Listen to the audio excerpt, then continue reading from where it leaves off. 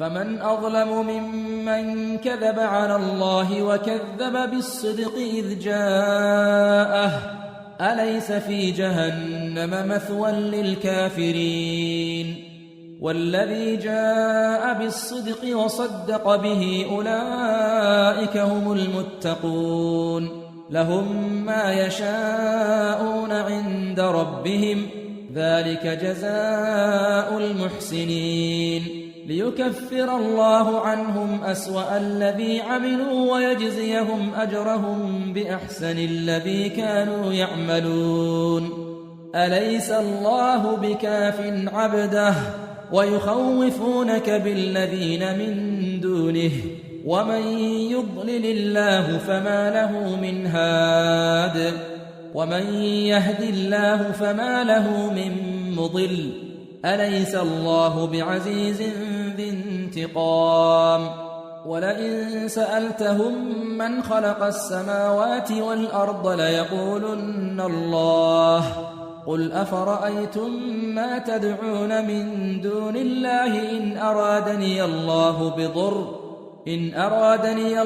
بضر هل هن كاشفات ضره أو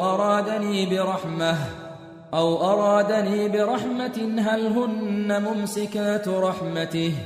قل حسبي الله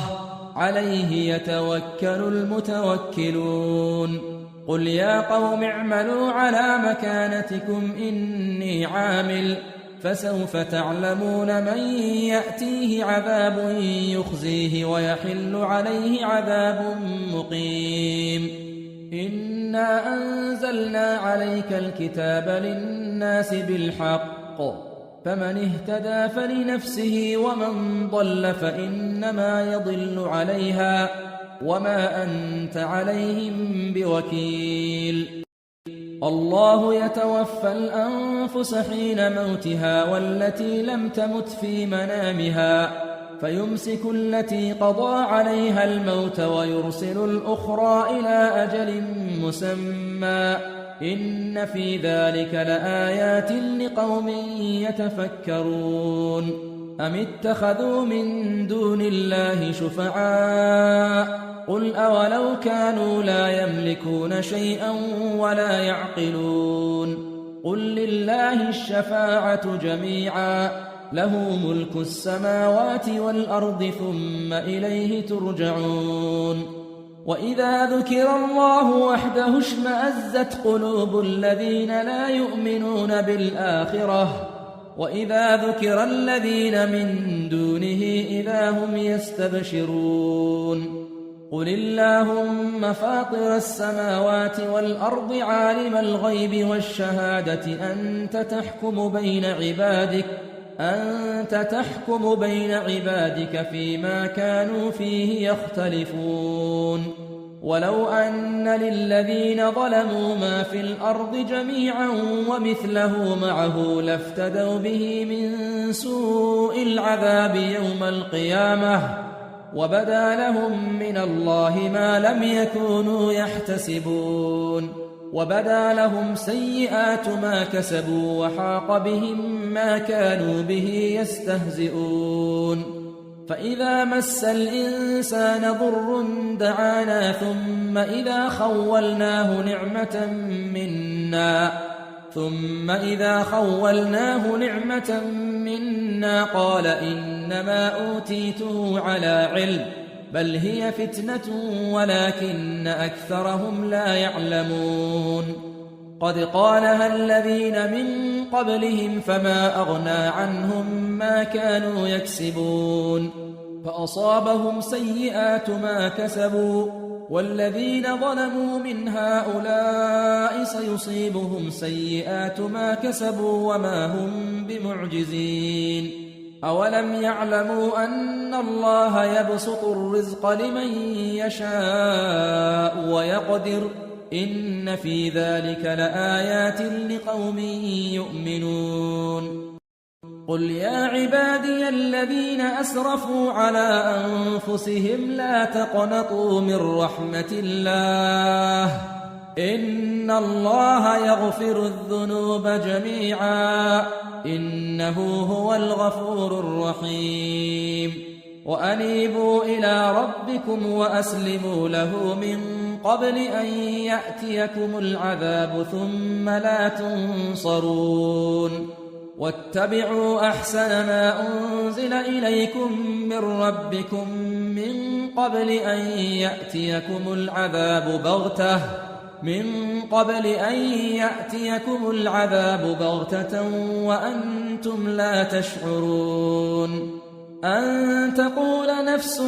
يا حسرة على ما فرطت في جنب الله وإن كنت لمن الساخرين أو تقول لو أن الله هداني لكنت من المتقين أو تقول حين ترى العذاب لو أن لي كرة فأكون من المحسنين بلى قد جاءتك آياتي فكذبت بها واستكبرت وكنت من الكافرين ويوم القيامة ترى الذين كذبوا على الله وجوههم مسودة أليس في جهنم مثوى للمتكبرين وينجي الله الذين اتقوا بمفازتهم لا يمسهم السوء ولا هم يحزنون الله خالق كل شيء وهو على كل شيء وكيل له مقاليد السماوات والأرض والذين كفروا بآيات الله أولئك هم الخاسرون قل أفغير الله تأمروني أعبد أيها الجاهلون ولقد أوحي إليك وإلى الذين من قبلك لئن أشركت ليحبطن عملك ولتكونن من الخاسرين بل الله فاعبد وكن من الشاكرين وما قدروا الله حق قدره والأرض جميعا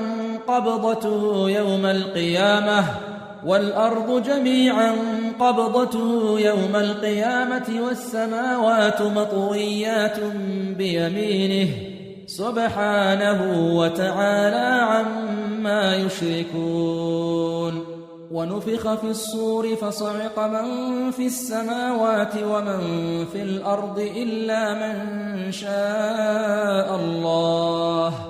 ثم نفخ فيه أخرى فإذا هم قيام ينظرون وأشرقت الأرض بنور ربها ووضع الكتاب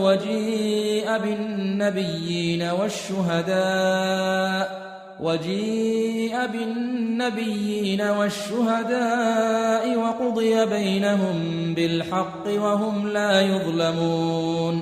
ووفيت كل نفس ما عملت وهو أعلم بما يفعلون وسيق الذين كفروا إلى جهنم زمرا حتى إذا جاءوها فتحت أبوابها وقال لهم خزنتها ألم يأتكم رسل منكم يتلون عليكم آيات ربكم وينذرونكم لقاء يومكم هذا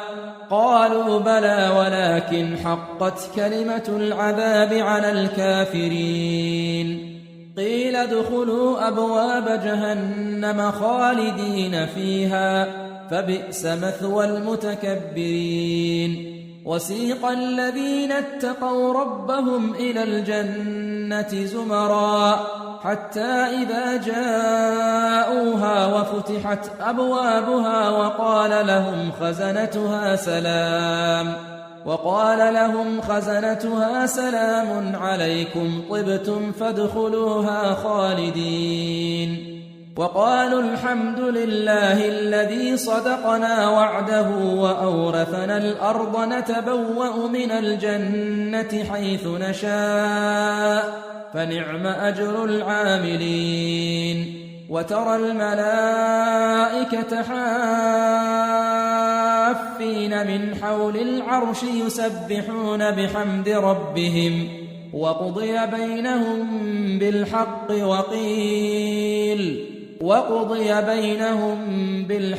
وقيل الحمد لله رب العالمين. بسم الله الرحمن الرحيم. حميم. تنزيل الكتاب من الله العزيز العليم. غافر الذنب وقابل التوب شديد العقاب ذي الطول لا إله إلا هو إليه المصير. ما يجادل في آيات الله إلا الذين كفروا فلا يغررك تقلبهم في البلاد. كذبت قبلهم قوم نوح والأحزاب من بعدهم وهمت كل أمة برسولهم ليأخذوه وجادلوا بالباطل ليدحضوا به الحق فأخذتهم فكيف كان عقاب. وكذلك حقت كلمة ربك على الذين كفروا أنهم أصحاب النار. الذين يحملون العرش ومن حوله يسبحون بحمد ربهم ويؤمنون به ويستغفرون للذين آمنوا ربنا وسعت كل شيء رحمة وعلما فاغفر للذين تابوا واتبعوا سبيلك وقهم عذاب الجحيم. ربنا وأدخلهم جنات عدن التي وعدتهم ومن صلح من آبائهم وأزواجهم وذرياتهم إنك أنت العزيز الحكيم. وقهم السيئات ومن تق السيئات يومئذ فقد رحمته وذلك هو الفوز العظيم. إن الذين كفروا ينادون لمقت الله أكبر من مقتكم أنفسكم إذ تدعون إلى الإيمان فتكفرون. قالوا ربنا أمتنا اثنتين وأحييتنا اثنتين فاعترفنا بذنوبنا فهل إلى خروج من سبيل. ذلكم بأنه إذا دعي الله وحده كفرتم وإن يشرك به تؤمنوا فالحكم لله العلي الكبير. هو الذي يريكم آياته وينزل لكم من السماء رزقا وما يتذكر إلا من ينيب. فادعوا الله مخلصين له الدين ولو كره الكافرون.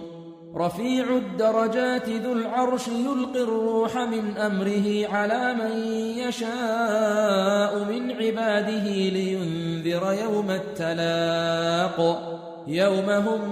بارزون لا يخفى على الله منهم شيء. لمن الملك اليوم؟ لله الواحد القهار. اليوم تجزى كل نفس بما كسبت لا ظلم اليوم إن الله سريع الحساب. وأنذرهم يوم الآزفة إذ القلوب لدى الحناجر كاظمين ما للظالمين من حميم ولا شفيع يطاع. يعلم خائنة الأعين وما تخفي الصدور والله يقضي بالحق والذين يدعون من دونه لا يقضون بشيء إن الله هو السميع البصير. أولم يسيروا في الأرض فينظروا كيف كان عاقبة الذين كانوا من قبلهم كانوا هم أشد منهم قوة وآثارا في الأرض فأخذهم الله بذنوبهم فأخذهم الله بذنوبهم وما كان لهم من الله من واق. ذلك بأنهم كانت تأتيهم رسلهم بالبينات فكفروا فأخذهم الله إنه قوي شديد العقاب. ولقد أرسلنا موسى بآياتنا وسلطان مبين إلى فرعون وهامان وقارون فقالوا ساحر كذاب. فلما جاءهم بالحق من عندنا قالوا اقتلوا أبناء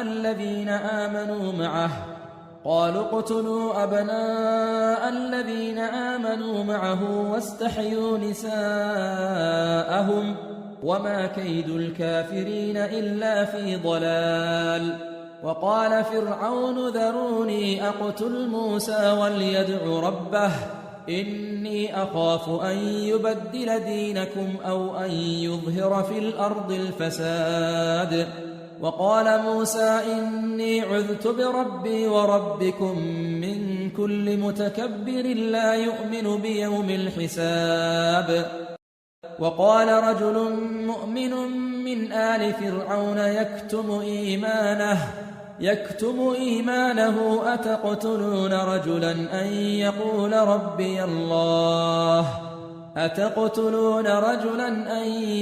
ربي الله وقد جاءكم بالبينات من ربكم وإن يك كاذبا فعليه كذبه وإن يك صادقا يصبكم بعض الذي يعدكم إن الله لا يهدي من هو مسرف كذاب. يا قوم لكم الملك اليوم ظاهرين في الأرض فمن ينصرنا من بأس الله إن جاءنا. قال فرعون ما أريكم إلا ما أرى وما أهديكم إلا سبيل الرشاد. وقال الذي آمن يا قوم إني أخاف عليكم مثل يوم الأحزاب مثل دأب قوم نوح وعاد وثمود والذين من بعدهم وما الله يريد ظلما للعباد. ويا قوم إني أخاف عليكم يوم التناد يوم تولون مدبرين ما لكم من الله من عاصم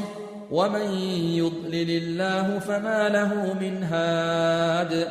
ولقد جاءكم يوسف من قبل بالبينات فما زلتم في شك مما جاءكم به حتى إذا هلك قلتم لن يبعث الله من بعده رسولا. كذلك يضل الله من هو مسرف مرتاب. الذين يجادلون في آيات الله بغير سلطان أتاهم كبر مقتا عند الله وعند الذين آمنوا كذلك يطبع الله على كل قلب متكبر جبار. وقال فرعون يا هامان ابن لي صرحا لعلي أبلغ أسباب السماوات فأطلع إلى إله موسى وإني لأظنه كاذبا. وكذلك زين لفرعون سوء عمله وصد عن السبيل وما كيد فرعون إلا في تباب. وقال الذي آمن يا قوم اتبعون أهدكم سبيل الرشاد. يا قوم إنما هذه الحياة الدنيا متاع وإن الآخرة هي دار القرار. من عمل سيئة فلا يجزى إلا مثلها ومن عمل صالحا من ذكر أو أنثى وهو مؤمن فأولئك يدخلون الجنة يرزقون فيها بغير حساب. ويا قوم ما لي أدعوكم إلى النجاة وتدعونني إلى النار تدعونني لأكفر بالله وأشرك به ما ليس لي به علم ما ليس لي به علم وأنا أدعوكم إلى العزيز الغفار لا جرم أن ما تدعونني إليه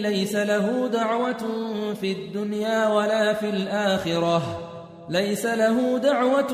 في الدنيا ولا في الآخرة وأن مردنا إلى الله وأن المسرفين هم أصحاب النار فستذكرون ما أقول لكم وأفوض أمري إلى الله إن الله بصير بالعباد فوقاه الله سيئات ما مكروا وحاق بآل فرعون سوء العذاب النار يعرضون عليها غدوا وعشيا ويوم تقوم الساعة أدخلوا آل فرعون أشد العذاب وإذ يتحاجون في النار فيقول الضعفاء للذين استكبروا إنا كنا لكم تبعا فهل أنتم مغنون عنا نصيبا من النار قال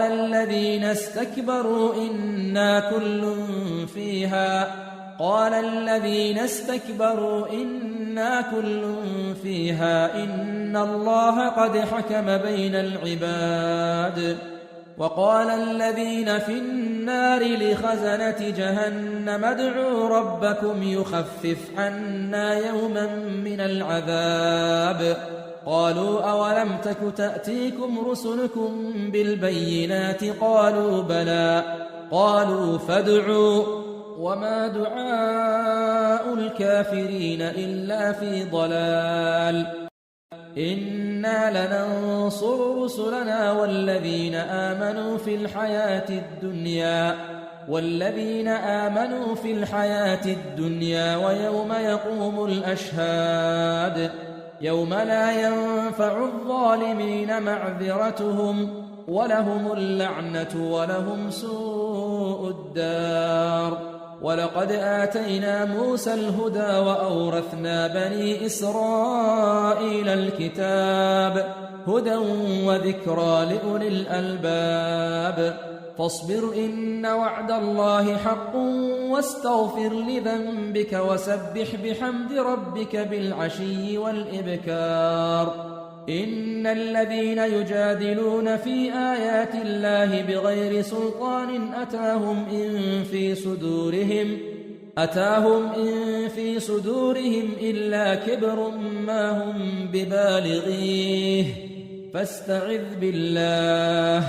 إنه هو السميع البصير لخلق السماوات والأرض أكبر من خلق الناس ولكن أكثر الناس لا يعلمون وما يستوي الأعمى والبصير والذين آمنوا وعملوا الصالحات ولا المسيء قليلا ما تتذكرون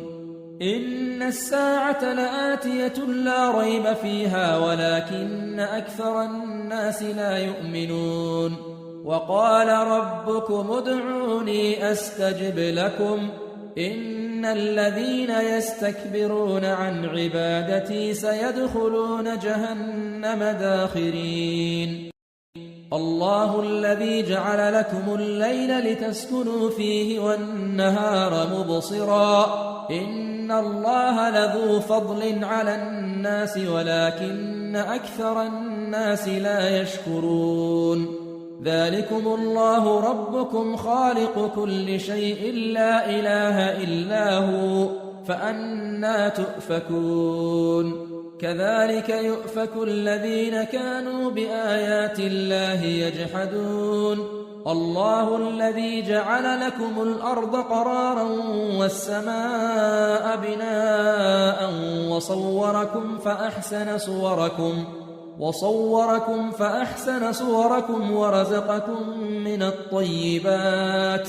ذلكم الله ربكم فتبارك الله رب العالمين هو الحي لا إله إلا هو فادعوه مخلصين له الدين الحمد لله رب العالمين قل إني نهيت أن أعبد الذين تدعون من دون الله لما جاءني البينات من ربي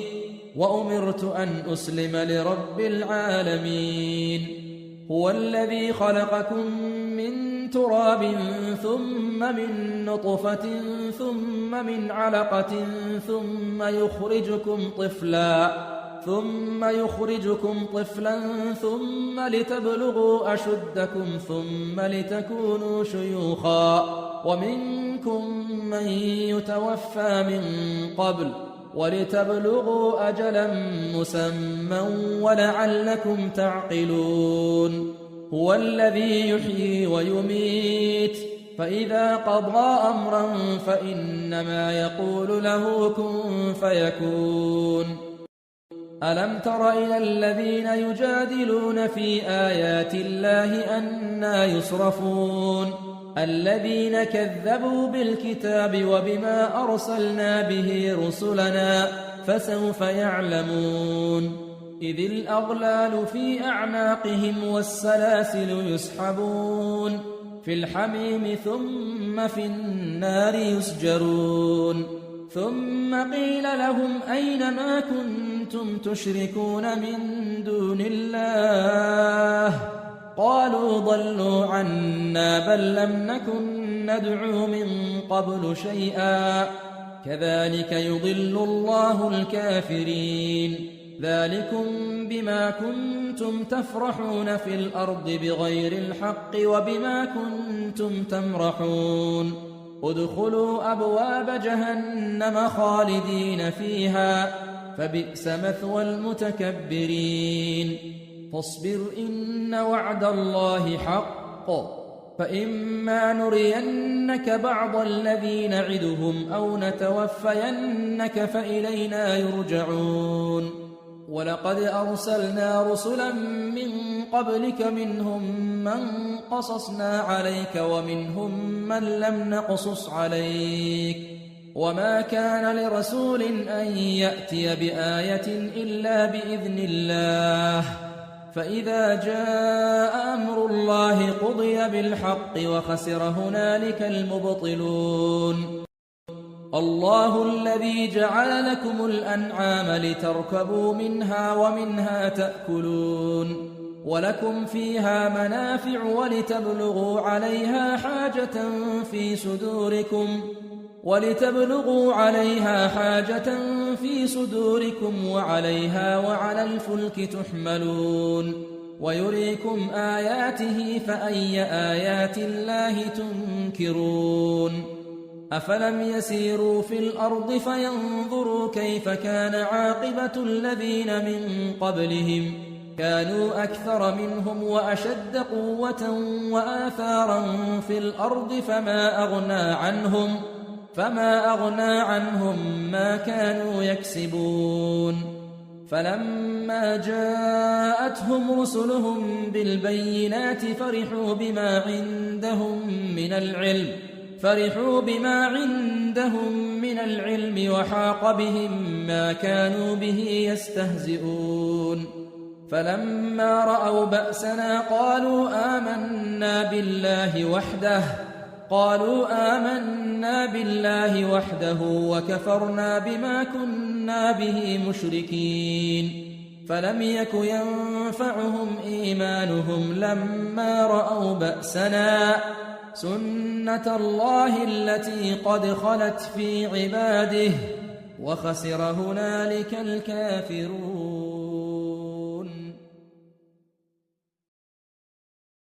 بسم الله الرحمن الرحيم حاميم تنزيل من الرحمن الرحيم كتاب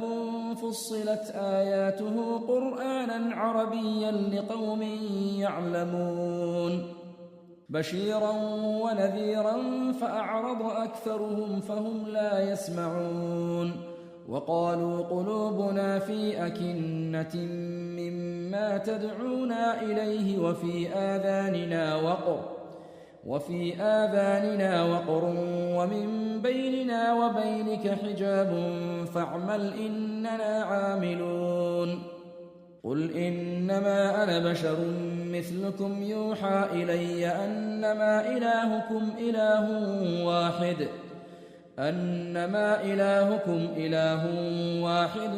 فاستقيموا إليه واستغفروه وويل للمشركين الذين لا يؤتون الزكاة وهم بالآخرة هم كافرون إن الذين آمنوا وعملوا الصالحات لهم أجر غير ممنون قل أئنكم لتكفرون بالذي خلق الأرض في يومين وتجعلون له أندادا ذلك رب العالمين وجعل فيها رواسي من فوقها وبارك فيها وقدر فيها أقواتها في 4 أيام سواء للسائلين ثم استوى إلى السماء وهي دخان فقال لها وللأرض ائتيا طوعا أو كرها قالتا أتينا طائعين فقضاهن 7 سماوات في يومين وأوحى في كل سماء أمرها وزينا السماء الدنيا بمصابيح وحفظا ذلك تقدير العزيز العليم فإن أعرضوا فقل أنذرتكم صاعقة مثل صاعقة عاد وثمود إذ جاءتهم الرسل من بين أيديهم ومن خلفهم ألا تعبدوا إلا الله قالوا لو شاء ربنا لأنزل ملائكة فإنا بما أرسلتم به كافرون فأما عاد فاستكبروا في الأرض بغير الحق وقالوا من أشد منا قوة أولم يروا أن الله الذي خلقهم هو أشد منهم قوة وكانوا بآياتنا يجحدون فأرسلنا عليهم ريحا صرصرا في أيام نحسات لنذيقهم عذاب الخزي في الحياة الدنيا ولعذاب الآخرة أخزى وهم لا ينصرون وأما ثمود فهديناهم فاستحبوا العمى على الهدى فأخذتهم صاعقة العذاب الهون بما كانوا يكسبون ونجينا الذين آمنوا وكانوا يتقون ويوم يحشر أعداء الله إلى النار فهم يوزعون حتى إذا ما جاءوها شهد عليهم سمعهم وأبصارهم وجلودهم بما كانوا يعملون وقالوا لجلودهم لم شهدتم علينا قالوا أنطقنا الله الذي أنطق كل شيء وهو خلقكم أول مرة وإليه ترجعون وما كنتم تستترون أن يشهد عليكم سمعكم ولا أبصاركم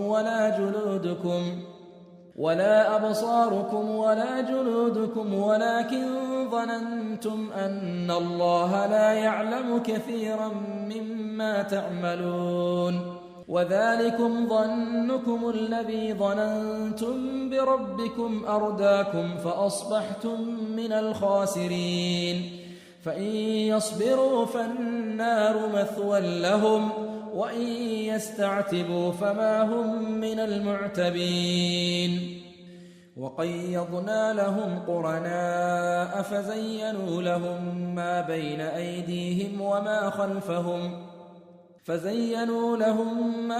أيديهم وما خلفهم وحق عليهم القول في قد خلت من قبلهم من الجن والإنس إنهم كانوا خاسرين. وقال الذين كفروا لا تسمعوا لهذا القرآن والغوا فيه لعلكم تغلبون. فلنذيقن الذين كفروا عذابا شديدا ولنجزينهم أسوأ الذي كانوا يعملون. ذلك جزاء أعداء الله النار لهم فيها دار الخلد جزاء بما كانوا بآياتنا يجحدون. وقال الذين كفروا ربنا أرنا الذين أضلانا من الجن والإنس نجعلهما تحت أقدامنا ليكونا من الأسفلين. إن الذين قالوا ربنا الله ثم استقاموا تتنزل عليهم الملائكة ألا تخافوا ولا تحزنوا وأبشروا بالجنة التي كنتم توعدون.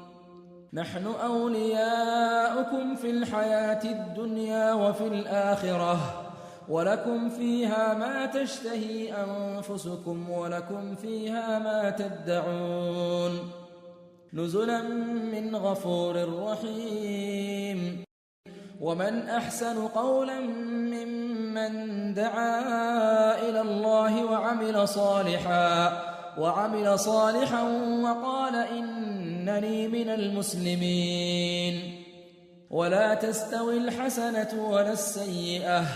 ادفع بالتي هي أحسن فإذا الذي بينك وبينه عداوة كأنه ولي حميم. وما يلقاها إلا الذين صبروا وما يلقاها إلا ذو حظ عظيم. وإما ينزغنك من الشيطان نزغ فاستعذ بالله إنه هو السميع العليم. ومن آياته الليل والنهار والشمس والقمر لا تسجدوا للشمس ولا للقمر واسجدوا لله الذي خلقهن إن كنتم إياه تعبدون. فإن استكبروا فالذين عند ربك يسبحون له بالليل والنهار وهم لا يسأمون. ومن آياته أنك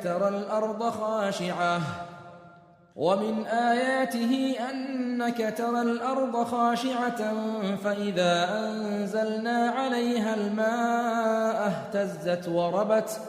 إن الذي أحياها لمحيي الموتى إنه على كل شيء قدير. إن الذين يلحدون في آياتنا لا يخفون علينا أفمن يلقى في النار خير أم من يأتي آمنا يوم القيامة اعملوا ما شئتم إنه بما تعملون بصير. إن الذين كفروا بالذكر لما جاءهم وإنه لكتاب عزيز لا يأتيه الباطل من بين يديه ولا من خلفه تنزيل من حكيم حميد. ما يقال لك إلا ما قد قيل للرسل من قبلك إن ربك لذو مغفرة وذو عقاب أليم. ولو جعلناه قرآنا أعجميا لقالوا لولا فصلت آياته أعجمي وعربي قل هو للذين آمنوا هدى وشفاء والذين لا يؤمنون في آذانهم وقر وهو عليهم عمى أولئك ينادون من مكان بعيد. ولقد آتينا موسى الكتاب فاختلف فيه ولولا كلمة سبقت من ربك لقضي بينهم وإنهم لفي شك منه مريب. من عمل صالحا فلنفسه ومن أساء فعليها وما ربك بظلام للعبيد.